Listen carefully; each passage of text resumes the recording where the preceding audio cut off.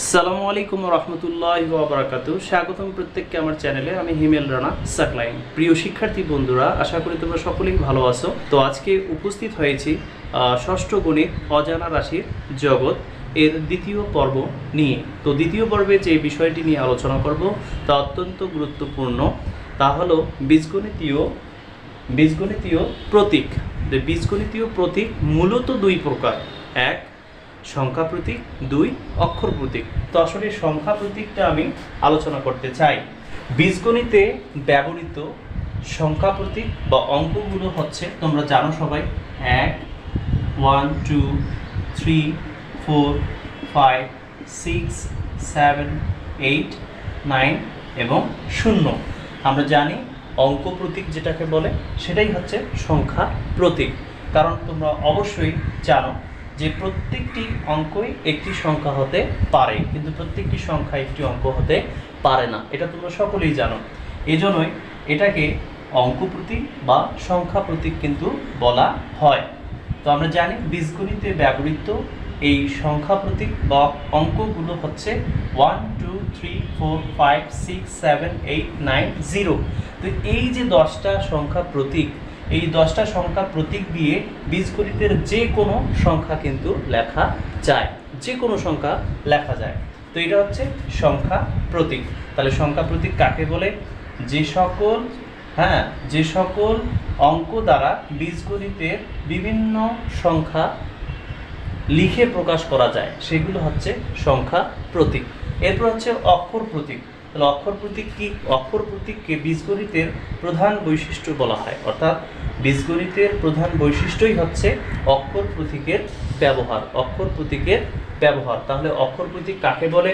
সাধারণত বীজগণিতে ব্যবহৃত ইংরেজি বর্ণমালার ছোট হাতের অক্ষর দ্বারা জানা বা অজানা রাশিকে প্রকাশ করা হয় এই অক্ষর প্রতীক দ্বারা, তাই এদেরকে অক্ষর প্রতীক বলে।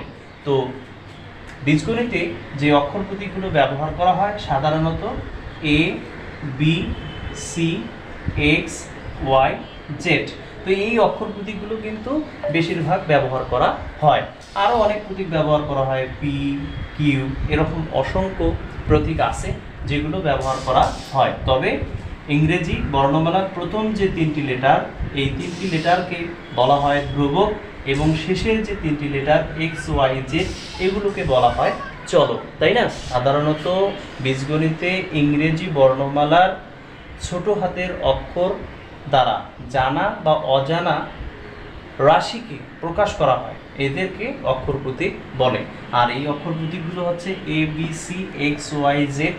তো আমরা সাধারণত এবিসি এবং এক্স, ওয়াই, জেডই কিন্তু বেশিরভাগ ব্যবহার করি। তো এবিসিকে আমরা ধ্রুবক বলে থাকি এবং এক্স, ওয়াই, জেডকে আমরা চলক বলে থাকি। তো এই হচ্ছে সংখ্যা প্রতীক এবং অক্ষর প্রতীকের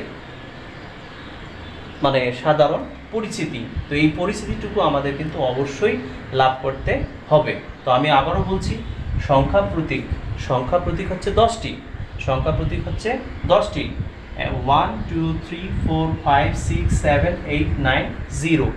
এই 10টি সংখ্যা প্রতীক দ্বারাই কিন্তু যে কোনো সংখ্যাকে আমরা প্রকাশ করে থাকি। তো এটা হচ্ছে সংখ্যা প্রতীক। এরপরে হচ্ছে অক্ষর প্রতীক। অক্ষর প্রতীককে বীজগণিতের প্রধান বৈশিষ্ট্যই হচ্ছে অক্ষর প্রতীক, অর্থাৎ বীজগণিতের প্রধান বৈশিষ্ট্যই হচ্ছে অক্ষর প্রতীকের ব্যবহার। বীজগণিতে অক্ষর প্রতীক ব্যবহার করতেই হয়, এটি ছাড়া আসলে বীজগণিতীয় যে সমীকরণ, রাশি, এইগুলো কিন্তু হয় না। এই জন্য অক্ষর প্রতীককে বীজগণিতের প্রধান বৈশিষ্ট্য বলা হয়, যেহেতু অক্ষর প্রতীক আমরা ব্যবহার করি। আর বীজগণিতের প্রধান বৈশিষ্ট্যই হলো অক্ষর প্রতীকের ব্যবহার, যেটা তোমাদের যদি আমি একটু দেখাতে চাই যে অক্ষর প্রতীকের ব্যবহার। আমি সাপোজ লিখলাম যে 2x + 3। তো এখানে কিন্তু দেখো অক্ষর প্রতীক আমরা ব্যবহার করলাম। এটা কিন্তু একটা রাশি, 2x + 3। 2x + 3 একটা রাশি। এই রাশির পদ সংখ্যা হচ্ছে দুইটা, একটা হচ্ছে 2x আর একটা হচ্ছে 3, দুইটা পদ, কিন্তু এখানে কিন্তু অক্ষর ব্যবহার করা হয়েছে। আবার যদি আমি এভাবে লিখি যে a + 2 = 3, তো এটা কিন্তু একটা সমীকরণ। তো এই সমীকরণেও কিন্তু আমরা দেখো অক্ষর প্রতীককে ব্যবহার করেছি। তার মানে এই যে অক্ষর যে মানে যে সমীকরণ ব্যবহার করি, রাশি ব্যবহার করি, তো সেখানে কিন্তু অক্ষর ব্যবহার হচ্ছে।